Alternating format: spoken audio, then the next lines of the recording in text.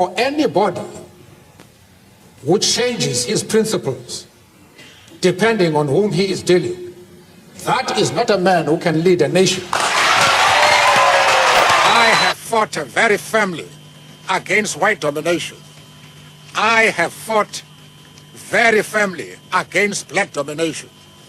I cherish the ideal of a new South Africa where all South Africans are equal. I have replied to one of our friends here that I have refused to be drawn into the differences that exist between various communities inside the USA.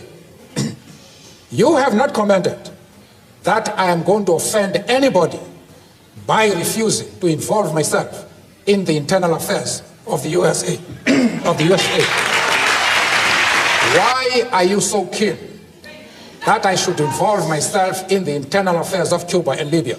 No. I expect you to be consistent.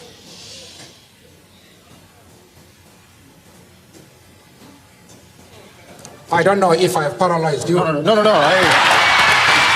very right to be human is denied every day to hundreds of millions of people as a result of poverty and the unavailability of basic necessities such as food, jobs, water and shelter, education, health care, and a healthy environment.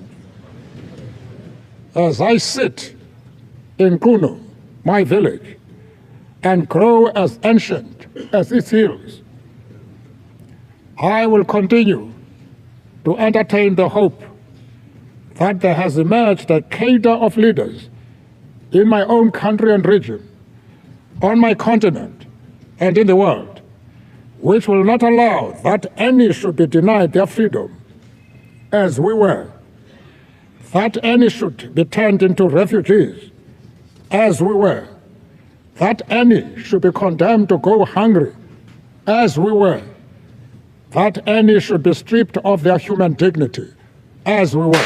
When I found some place in my country, and a lady answered the telephone, I then asked, to whom am I speaking?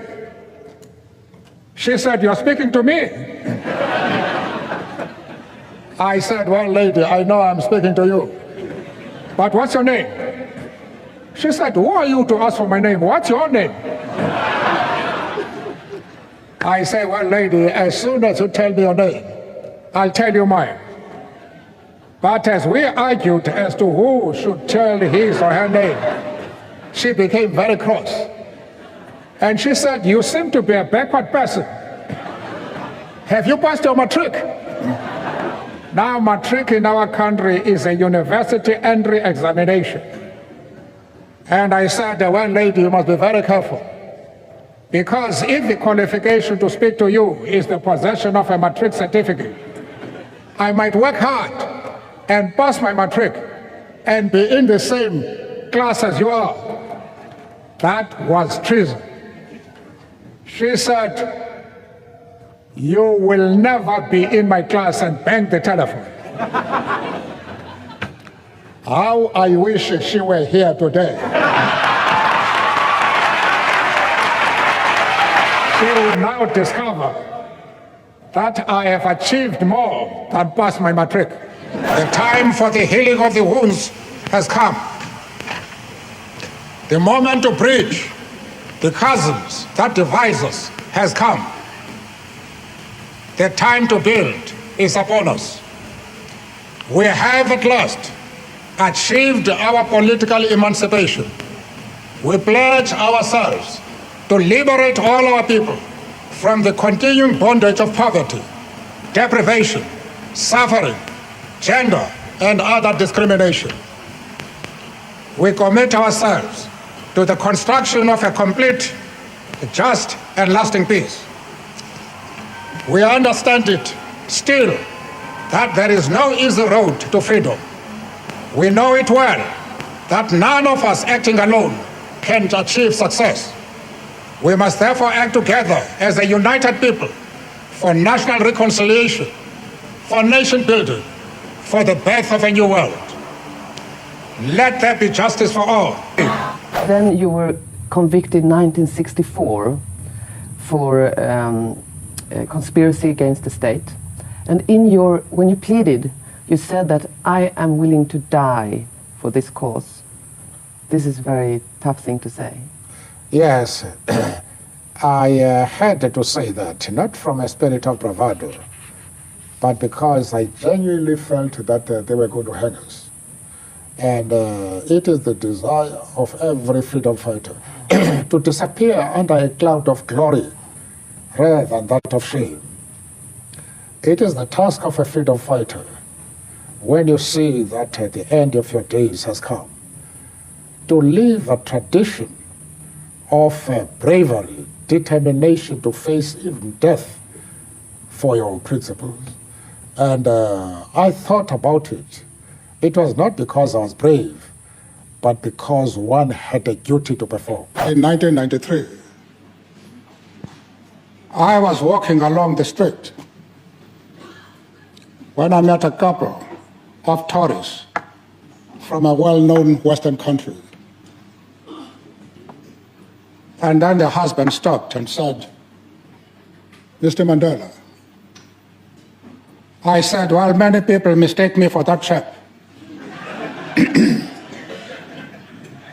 And he said, "Would I be entitled also to mistake you for that chap?" I say, "Well, you'll be doing what many people do." He then turned to his wife and said, "Darling, Mr. Mandela." She was completely unimpressed. And she said, "What is he famous for?" And the husband, in his embarrassment, dropped the voice. And he said, "Mr. Mandela, Mr. Mandela." And the dear lady said, "But I asked you, what is he famous for?" And without waiting for an answer from the husband, she turned to me and said, "What are you famous for?" I must confess I couldn't answer that question.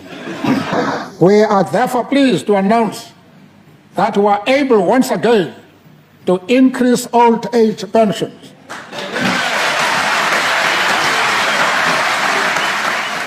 I'm very excited about this.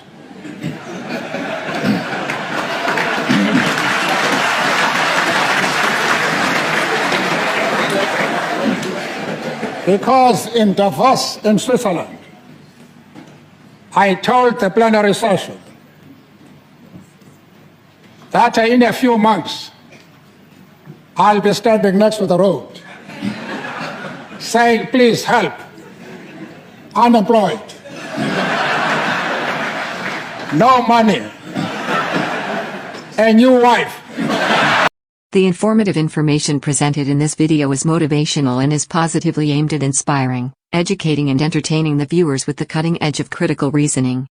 If you enjoy the contents on the Black Radar YouTube channel, please consider subscribing to show your support.